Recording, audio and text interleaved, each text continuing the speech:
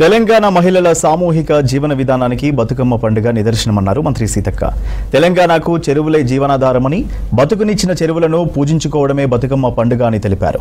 మహిళలు చెరువుల్లో బతుకమ్మలు వదిలి కృతజ్ఞత చాటుకుంటారని చెప్పారు. బతుకమ్మ పూలకు నీటిని శుద్ధి చేసే గుణం ఉంటుందన్నారు. ఎంత ఎదిగినా బతుకమ్మ చరిత్రను మర్చిపోవద్దని సూచించారు. నాంపల్లిలోని ఇందిరా ప్రియదర్శిని కాలేజీలో బతుకమ్మ వేడుకల్లో పాల్గొన్నారు మంత్రి. విద్యార్థులు ఎన్ని కష్టాలు ఎదురైనా మంచిగా చదువుకుని ఉన్నత స్థాయికి చేరుకోవాలని సూచించారు.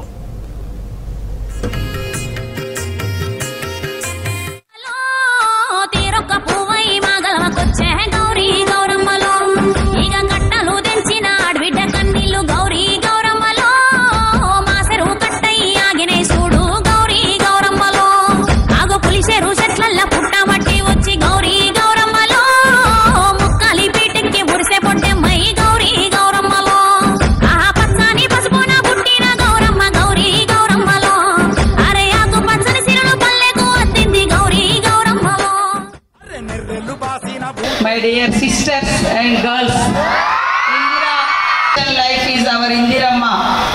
So akkada meer chaduvutunnaru kabatti very great.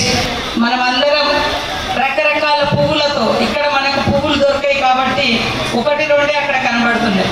9 రకాల పువ్వులు, 9 రోజులు, 9 రకాల ఏమంటారు నైవేద్యం, రకరకాల ఫుడ్ తయారు చేసుకొని మరి ఇళ్లలో పూజలు చేసి చెరువు గట్ల మీద ఆడుకునే బతుకమ్మ ముఖ్యంగా మహిళలకు ఆత్మ గౌరవాన్ని, ఆరోగ్యాన్ని, సంతోషాన్ని, సామూహిక కలయికను చేర్చేది బతుకమ్మ పండుగ. కాబట్టి మీ అందరికీ బతుకమ్మ శుభాకాంక్షలతో ఈరోజు బతుకమ్మ అంటే మరి కొంతమందికి తెలియదు వాస్తవాన్ని. మనం Telangana different part of others, ఇంకా వేరే ప్రాంతాలతో మనం భిన్నంగా ఉంటాం. మన దక్కన్ పీఠభూమిలలో మనం ఉన్నాము. హైదరాబాద్ లాంటి మనకు ఎత్తైన ప్రదేశాలు. సో ఇక్కడ ఒకప్పుడు బోర్లు లేదా కెనాల్స్ చాలా తక్కువ ఉండేది.